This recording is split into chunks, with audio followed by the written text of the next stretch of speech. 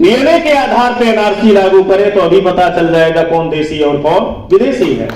देश में एक नेतृत्व मान्यवर वाउन मेश्राम साहब और एक ऑर्गेनाइजेशन बहुजन क्रांति मोर्चा इस देश में जब दुश्मनों ने सीए एनआरसी का मसला खड़ा किया, उस मनुवादी व्यवस्था को चुनौती दे रहे हैं। राष्ट्रीय मुस्लिम मोर्चा के तीसरे राष्ट्रीय अधिवेशन में मैं आप सभी का तहे दिल से इस्तकबाल करता हूं। दूसरे सत्र में 3 अहम मुद्दों पे चर्चा किया जाना है और तमाम वक्ताओं ने अपनी बात रखी। साथियों, पूरे देश में आज के तारीख में इस देश में ओबीसी, एससी, एसटी, माइनॉरिटी और क्षत्रिय समाज को जगाने, जोड़ने, संगठित करने का जो महाअभियान इस देश में अगर कोई मूवमेंट, कोई कैडर बेस्ड मूवमेंट अगर के जरिए चलाया जा रहा है तो वामसे भारत मुक्ति मोर्चा के जरिए चलाया जा रहा है, जिसका नेतृत्व मान्यवर वाउन मेश्राम साहब कर रहे हैं।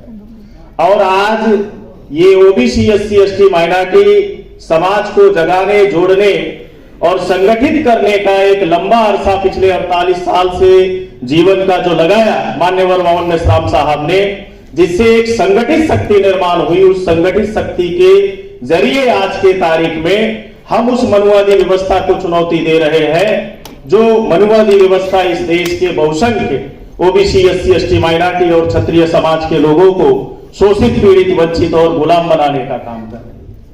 इस देश में जब दुश्मनों ने सीए एनआरसी का मसला खड़ा किया तो कोई भी so called political party, so called secular जो है सोशल ऑर्गेनाइजेशन सामने निकल कर नहीं आया।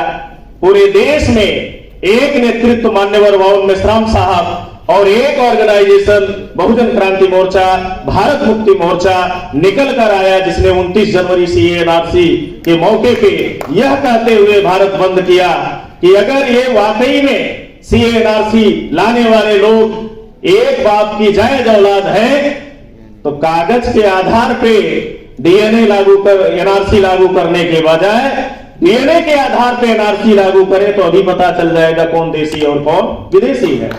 मुसलमानों को इस बात से घबराने की जरूरत नहीं है, चिंता करने की जरूरत नहीं है, क्योंकि मुसलमानों के हजारों साल के दस्तावेज हमारे कब्रिस्तानों में जिंदा है। हमारे बुजुर्गों की जो कब्रें हैं वो हजारों साल के डीएनए का दस्तावेज भारत की मिट्टी में मौजूद है। लेकिन ये 3.5% यूरेशियन कहां से लाएंगे डीएनए का दस्तावेज? तो साथियों, पूरे देश में जब इस मुद्दे पे आंदोलन किया तो इनकी बोलती बंद हो गई। साथियों, अभी हालिया दिनों में आपको याद होगा और मुझे बखूबी याद है, और भारत के मुसलमानों को इस बात पे गौर करने की जरूरत है कि भारत का मुसलमान चाहे जिस पॉलिटिकल ऑर्गेनाइजेशन में काम कर रहा हो, चाहे जिस सोशल ऑर्गेनाइजेशन में काम कर रहा हो, लेकिन जब नबी के सामने गुस्ताखी जैसे मसाइल किए जाते हैं तो उनके ट्विटर हैंडल पे स्टेटमेंट तक और प्रतिक्रिया भी नहीं आती है। लेकिन जब नुपुर शर्मा ने यही दिल्ली के अंदर नबी के सामने गुस्ताखी करने का काम किया तो यही मान्यवर वाउन मेश्राम साहब ने पूरे देश भर में 25 जून जो है 2022 को भारत बंद करने का काम किया कि नुपुर शर्मा का यह बयान सिर्फ नबी के सामने गुस्ताखी के मामला का बयान नहीं है, बल्कि देश की एकता और अखंडता को खंडित करने वाला मामला है। पूरे देश भर में 25 जून 2022 को भारत बंद करने का काम किया। अभी ये नरसिम्हा राव ने जो बयान दिया उस पर पूरे देश भर में हमारे साथियों ने एफआईआर कराने का काम किया, जिसमें 25 जगह भारत मुक्ति मोर्चा के लोगों ने साथियों एफआईआर कराने का काम किया। उत्तर प्रदेश के बस्ती जिले में जब भारत मुक्ति मोर्चा के सैकड़ों कार्यकर्ता कलेक्ट्रेट पे दबाव बनाया और धरना प्रदर्शन किया कि यति नंदन गिरी को गिरफ्तार किया जाए, आज मुसलमान आहे बने तो उस पर अगस्त से रासू का पोटा कारा लगाया जाता है, जबकि ये यति नरसिंहार जैसे लोग पूरे देश भर में देश की एकता को, अखंडता को खंडित करने के लिए घूम रहे हैं। और उनके ऐसे बयान आ रहे हैं जिस पर संज्ञान लेना चाहिए सुप्रीम कोर्ट को, जिस पर संज्ञान लेना चाहिए पुलिस प्रशासन को, और स्वतः संज्ञान लेकर एफआईआर करके ऐसे लोगों पर राष्ट्रद्रोह का मुकदमा पंजीकृत करके जेल में डालना चाहिए। जब इस बात को लेकर आंदोलन कर रहे थे तो दूसरी तरफ विश्व हिंदू परिषद के लोग भारत माता की जय नारे लगा रहे थे, भारत मुक्ति मोर्चा के लोग दूसरी तरफ नारे लगा रहे थे, एससी, एसटी, ओबीसी, माइनॉरिटी ये है भारत के मूल निवासी, ये है भारत के मूल निवासी, ये नारे लगा रहे थे। वो नारे जब ये डीएनए के आधार पे मूल निवासी की क्या पहचान, सबका DNA OBC SC ST minority का एक समान जब ये नारे लगाए वो खामोश हो गए और चले गए। तो साथियों, इस देश में खास तौर से हम मुसलमानों को गौर करने वाली बात है, हम आप ये इस मीटिंग हॉल में किसी की उम्र 50 साल है, 60 साल है, कोई नौजवान है हमारे कौम का साथी, लेकिन जिस भी पॉलिटिकल संगठन में ऑर्गेनाइजेशन में आप काम कर रहे हो, कोई नबी के सामने गुस्ताखी के मामले में कोई ओबीसी एससी एसटी का बंदा निकल कर नहीं आता। लेकिन आज एक कैडर बेस्ड मूवमेंट ने जो ओबीसी एससी एसटी माइनॉरिटी और क्षत्रिय समाज को जगाने जोड़ने का काम किया, दोस्त और दुश्मन की पहचान कराने का काम किया, उसका नतीजा ये निकल के आता है कि आज इस प्लेटफॉर्म के जरिए, वाम से भारत मुक्ति मोर्चा के प्लेटफॉर्म के जरिए नबी के सामने गुस्ताखी जैसे मसाइल पे भी बहुसंख्य ओबीसी एससी एसटी के लोग ज्ञापन देने के लिए सड़कों पर आते हैं, कलेक्ट्रेट पे धरना प्रदर्शन करते हैं। तो इस देश में हम मुसलमानों को गौर करने की जरूरत है। मुसलमान चाय की दुख चुस्की लेते हुए चाय की टपरी पे हमेशा आरएसएस बीजेपी को कोसता है।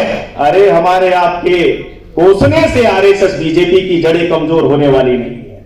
आरएसएस बीजेपी जैसा संगठन इस देश में खड़ा करना होगा।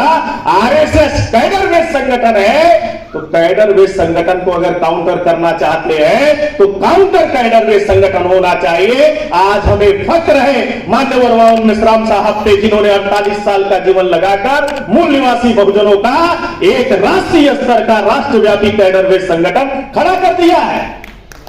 और आज उसके ये नतीजे हैं हम कि पूरे देश भर में कहीं भी कैसे मामले हो, हर मामले से लड़ने के लिए संविधान के दायरे में रहकर अपने हक अधिकार की लड़ाई लड़ने के लिए आगे निकल कर आते हैं।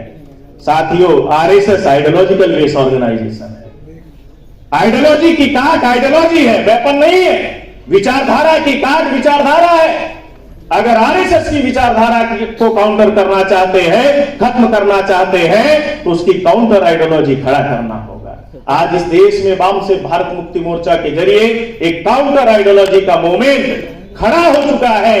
हमें उसे और मजबूत करने की जरूरत है, गति देने की जरूरत है, ताकि इस देश में जो आरएसएस की विचारधारा है उसको जड़ से समाप्त किया जाए। अगर आरएसएस की विचारधारा खत्म होगी तो आज जो मुसलमानों के ऊपर अन्याय अत्याचार की घटनाएं हो रहे हैं, चाहे मॉब लिंचिंग के तौर पे मुसलमान मारे जा रहे हैं, चाहे फर्जी गौकसी के नाम पर मुसलमानों का कत्लेआम हो रहा हो, चाहे लव जिहाद के नाम पर मुसलमानों का कत्लेआम हो रहा हो, और चाहे हमारी तहजीब को खत्म करने के लिए पार्लियामेंट के अंदर कभी 3 तलाक पे कानून लाए जाते, कभी धर्मांतरण पे कानून बनाए जाते, कभी वक्फ बिल, अमेंडमेंट बिल लाया जाता, और यही नहीं, कभी हमारी तहजीब को निशाना बनाने के लिए नमाज, अजान, हिजाब पे ही पाबंदी आयद करने की बात नहीं की जाती, बल्कि नबी के सामने गुस्ताखी जैसे मसाइल भी आम हो गए हैं।